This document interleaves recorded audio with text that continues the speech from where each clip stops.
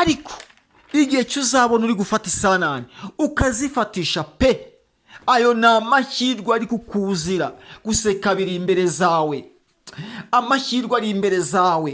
Menya neza yuko ubuzima bwubayemo ari ubw'igihe gitoya, ugiye kwinjira mu bundi buzima bwiza.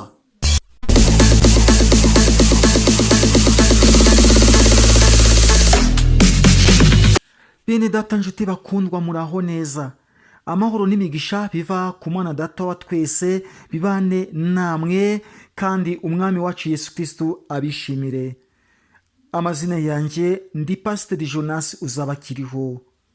Niba ari ubwa mbere ugeze kuri channel Holiness TV, ndagusaba gukora subscribe kugira ngo ibiganiro bizajye bitegurwa bijye bikugereraho ku gihe. Mboneraho gushimira umuntu wese wakoze subscribe, Imana imuhereze umugisha. Bahaye ikaze mu kiganiro cyacu. Ikiganiro cyacu kiribanda mu gusobanura inzozi. Hari benshi barota inzozi bakaza gukanguka ntibaze kuzisobanukirwa, bigatuma bahera mu rungabangabo kuko batasobanukiwe inzozi barose. Ariko nabazaniye ubusobanuro bw'inzozi z'urota ufata isanane. Mbere yo kuzisobanura tugiye gusenga Imana. Uhoraho murengezi w'ubugingo, turagushimye cyane, izina ryawe rihimbazwe. Duciye bugufi njye n'abagenzi banjye, tuje imbere y'ubwiza bwawe kugira ngo tubabarirwe nawe. Mwami, tugusaba kugira ngo ujye uduhora hafi mu nzozi duhura nazo, no kugira ngo tujye tuzibonera ubusobanuro. Ni mu izina rya Yesu Kristo umwami wacu, amen. Bene data dusangiye uru rugendo rwo mu mwuka, ndabasaba gutegera amatwi izi nzozi z'umuntu wese urota afata isanane. Ahanini hari bamwe barota babasha gukura imegeri bakazitiranya no kurota ufata isanane. Kurota ufata isanane ni ibintu bikomeye cyane. Izo nzozi ntabwo zipfa kwizana. Ngiye kubahereza ubusobanuro bwazo. Iyo warose izi nzozi ufata isanane, ni amahirwe ari hejuru yandi yose. Menya neza ko Imana ikubereye igisubizo cy'imigisha. Menya neza yuko igihe cy'uburumbuke kikuziye, kandi wumve neza ko isanane ziza mu gihe gito zigahita zibura. Aya mahirwe yawe urimo uhabwa n'Imana, uyafate neza. Menya neza yuko ufite isezerano yuko Imana izagutunga imyaka y'ubuzima bwawe bwose. Ntabwo Imana izagutererana mu buzima bwawe, izakugaburira, izakwambika, ntabwo uzigera ugira imyota. Abayisiraheli batunzwe n'amanu imyaka 40 ibahereza amazi, ntabwo bigeze babura amazi mu butayu, ntabwo babuze ibyo kunywa, ntabwo babuze ibyo kurya, nta nubwo imyambaro yabo yabasaziyeho. Manu twayigereranya nk'isanane. Nubwo manu atari isanane nyirizina, ariko by'umwihariko bisa nabyo.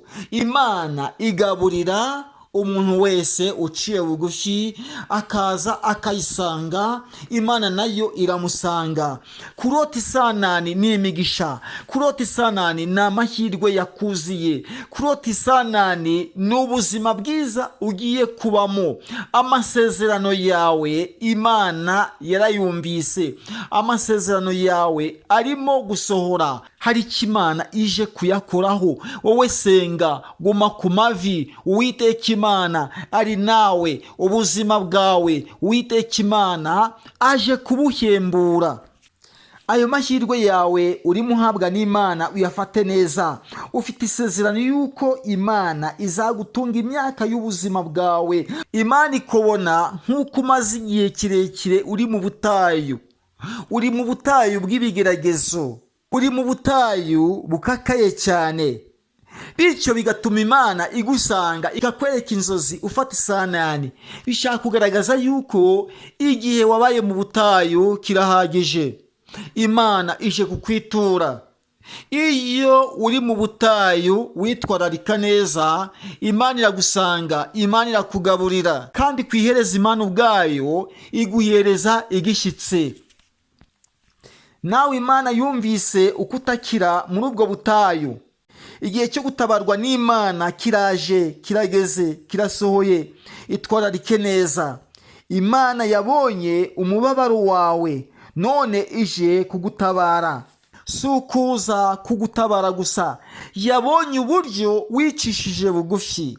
Imana ije kugusubiza. Ariyo mpamvu urota urimo ufata Isanane. Izo nzozi nta muntu upfa kuzirota, uwo ari we wese ntabwo apfa kuzirotera, oya ntibishoboka.